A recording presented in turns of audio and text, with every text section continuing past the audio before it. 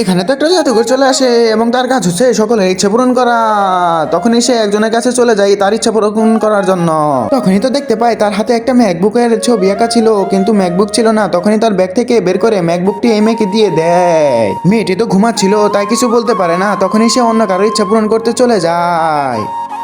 তুমি যদি তোমার মাকে ভালোবাসে থাকো তাহলে ভিডিওতে সাবস্ক্রাইব করে দাও, আর যদি বাবাকে ভালোবাসো তাহলে ভিডিওতে অবশ্যই একটি লাইক করে দাও। আর তুমি যদি লাইক সাবস্ক্রাইব না করো তাহলে বুঝে নিব তুমি মা বাবা কাউকেই ভালোবাসো না।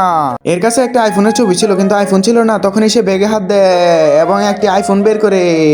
এই মেয়েটিও তো ঘুমাচ্ছিল, কিছুই বলতে পারে না। তখনই সে এখানে আইফোন 60 প্রো ম্যাক্স রেখে চলে যায়। এখানে এই ছেলের কাছে আসে এবং দেখতে পায় তার হাতে একটা কাগজ ছিল, আর লেখা ছিল যে যে আমার ভিডিওতে লাইক সাবস্ক্রাইব করবে এবং শেয়ার করবে তুমি তার কাছে চলে যাও। তাহলে আর দেরি কিসে, তুমি এখনই লাইক সাবস্ক্রাইব আর শেয়ার করো, আমি তোমার কাছে এখনই চলে যাচ্ছি। এই কথা বলেই তো সে উড়াল দেয় এবং তার কাছে চলে যায় যে ভিডিওতে লাইক সাবস্ক্রাইব করেছে।